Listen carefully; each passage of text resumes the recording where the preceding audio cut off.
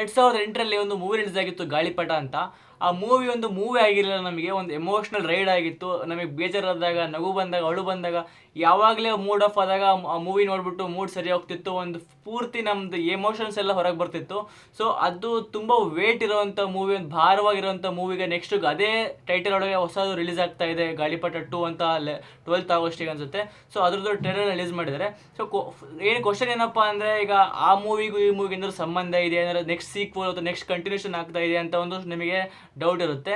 So ಅದು clear ಮಾಡಬೇಕು ಅಂದರೆ ಹಳೆ ಗಾಳಿಪಟ ಮೂವಿನೇ ಬೇರೆ, ಈಗ ಹೊಸ ರಿಲೀಸ್ ಆಗ್ತಿರೋದೇ ಬೇರೆ. Completely two different stories. ಇದು ಸ್ವಲ್ಪನೂ ರಿಲೇಟೆಡ್ ಇಲ್ಲ. ಸ್ಟೋರಿ ಆಫ್ 3 ಫ್ರೆಂಡ್ಸ್ ನೋಡೋಕೆ ಸಿಗುತ್ತೆ ಈ ಮೂವಿಗೆ. ಸೊ ಸಿಮಿಲರ್ ನೋಡೋಕೆ ಸಿಕ್ಕಿತ್ತು ಗಾಳಿಪಟದಲ್ಲೂ ಕೂಡ. ಅಲ್ಲೂ ಕೂಡ ಸ್ವಲ್ಪ ಫ್ರೆಂಡ್ಸಿನ ಸ್ಟೋರಿ ತೋರಿಸಿದ್ರು. ಅವರ ಒಳಗೆ ನಡೀತಿರೋ ಒಂದು ಸಂಬಂಧ ಆಗಿರ್ಬೋದು, ಗೆಳೆತನ, ಎಮೋಷನ್ ಆಗೋದು, ಸ್ಯಾಡ್ ಆಗೋದು, ಒಂದು ಹ್ಯಾಪಿನೆಸ್ ಆಗಿರ್ಬೋದು, ಎಲ್ಲ ತೋರಿಸಿದ್ರು. ಸೊ ಅದೇ ಕಂಟಿನ್ಯೂ ಆಗ್ತಾ ಇದೆ. ಸೊ ಅದು ಮಾತ್ರ ಸಿಮಿಲರ್ ಇರೋದು, ಮತ್ತು ಸ್ಟೋರಿ ಮಾತ್ರ ಕಂಪ್ಲೀಟ್ಲಿ ಡಿಫ್ರೆಂಟು.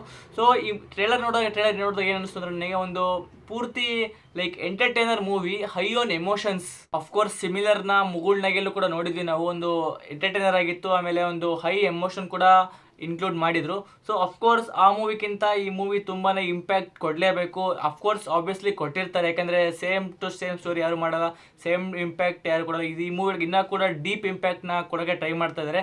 ಅದು ಕೂಡ ಕ್ಲಿಯರ್ಲಿ ವಿಸಿಬಲ್ ಆಗ್ತಿದೆ ಟ್ರೇಲರ್ ಒಳಗೆ ನೋಡ್ತಾ ಲೈಕ್ ತುಂಬ ಇಷ್ಟ ಆಯ್ತು ನನಗೆ. ಲೈಕ್ ಒಂದು ಏನೊಂದು ಡೈಲಾಗ್ಸ್ ಆಗಿರ್ಬೋದಲ್ಲ, ಅನಂತ್ ನಾಗ್ ಸರ್ ಅವ್ರದ್ದು ಒಂದು ಡೈಲಾಗ್ ಇತ್ತು, ಕನ್ನಡ ಸಾಯುತ್ತೆ ಅನ್ನೋರು ಸಾಯ್ತಾರೆ ಜಲ್ದಿ ಅಂತ. ಅದು ನಂಗೆ ತುಂಬ ಇಷ್ಟ ಆಯಿತು. ಆಮೇಲೆ ಒಂದು 3 ಜನ ಫ್ರೆಂಡ್ಶಿಪ್ ಆ್ಯಂಡ್ ಸ್ಟೋರಿ ಕೂಡ ನೋಡೋಕೆ ಸಿಗುತ್ತೆ ನಮಗೆ. ಆಮೇಲೆ ತುಂಬ ಕಾಮಿಡಿ ಕೂಡ ಇದೆ. ಅದು ಕಾಮಿಡಿಗಿಂತ ಜಾಸ್ತಿ ಎಮೋಷ್ನಲ್ ಸೀನ್ಸ್ ತುಂಬಾ ಕಾಣ್ತು ಟ್ರೇಲರಲ್ಲಿ ಕೂಡ ತುಂಬ ರಿವೀಲ್ ಮಾಡ್ದಂಗೆ ಇದ್ದಾರೆ. ಸ್ವಲ್ಪ ಸ್ಟೋರಿ ನೋಡಿದಾಗ ಸ್ವಲ್ಪ ಪ್ರಿಡಿಕ್ಟೇಬಲ್ ಅನ್ನಿಸ್ತಾ ಇದೆ. ಆದರೆ ಅಫ್ಕೋರ್ಸ್ ನಮ್ಮದು ಇಮ್ಯಾಜಿನೇಷನ್ ಅಷ್ಟೇ. ಆದರೆ ಮೂವಿ ಬಂದಾಗ ಸಪ್ರೇಟ್ ಬೇರೆನೇ ತೋರಿಸುತ್ತೆ, ಬೇರೆನೇ ಇರುತ್ತೆ. ಅಲ್ಲಿ ನಾವು ಫ್ಯಾನ್ಸ್ ಸ್ವಲ್ಪ ಈ ನಮ್ಮ ಓನ್ ಥಿಯರೀಸ್ನ ನಾವು ಮಂಡಿಯೊಳಗೆ ಹಾಕ್ಕೊಂಡ್ರೆ ಲೈಕ್ ನೋಡೋಕ್ಕೂ ಕೂಡ ಸ್ವಲ್ಪ ಎಕ್ಸೈಟೆಡ್ ಅನಿಸುತ್ತೆ. ಟ್ರೇಲರಲ್ಲಿ ನೋಡಿದಂಗೆ ನನಗೆ ತುಂಬಾ ಇಷ್ಟ ಆಯಿತು. ಆದರೆ ಏನಪ್ಪ ಅಂದರೆ ತುಂಬಾ ಟ್ರೇಲರ್ದು ಡ್ಯೂರೇಷನ್ನು 3 minutes 19 seconds ಇದೆ. ಅಷ್ಟೊಂದು ಇರ್ಬೋದಿತ್ತ ಅಂತ ಒಂದು ಒಪಿನಿಯನ್ ಅಷ್ಟೇ. ಲೈಕ್ ಒಂದು 2:30 ಅಥವಾ 2:40 minutesಗೆ ಏನು ಹೇಳ್ಬೇಕಾಗಿತ್ತು, ಒಂದು ಲೈಕ್ ರಿವೀಲ್ ಮಾಡಿ ಸುಮ್ಮನೆ ಆಗ್ಬೋದಿತ್ತು. ಆದರೆ ಸ್ವಲ್ಪ ಎಳ್ಕೊಂಡೋದ್ರು ಅಂತ ಅನ್ನಿಸ್ತು ಅಷ್ಟೇ. ಇದು ನನ್ನ ಒಪಿನಿಯನ್ ಅಷ್ಟೇ.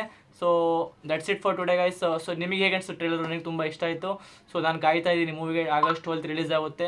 ಸೊ ಬಜೆಟ್ಟು ಕೂಡ ಲೈಕ್ 50 crores ಇದೆ. ಹಳೆ ಗಾಳಿಪಟ 2 ಮೂವಿ ಬರೀ ಲೈಕ್ 4 crores ಬಜೆಟ್ ಇನ್ಕ್ಲೂಡ್ ಆಗಿ 12 crores ಏನೋ ಬಾಕ್ಸ್ ಆಫೀಸಲ್ಲಿ ಲೈಕ್ ತೊಗೊಂಡಿತ್ತು.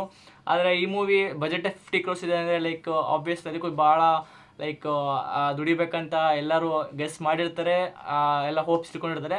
ಸೊ ಅದೆಲ್ಲ ಬಂದಮೇಲೆ ಗೊತ್ತಾಗುತ್ತೆ, ನೋಡೋಣ. ಸೊ ರೆಸ್ಪಾನ್ಸು ಕೂಡ ತುಂಬ ಚೆನ್ನಾಗಿದೆ. So 1 day 10 hours 1 million views ಹೋಗಿದೆ. ಸೊ ಇಂಪ್ಯಾಕ್ಟು ತುಂಬಾ ಕಾಣ್ತಾ ಇದೆ.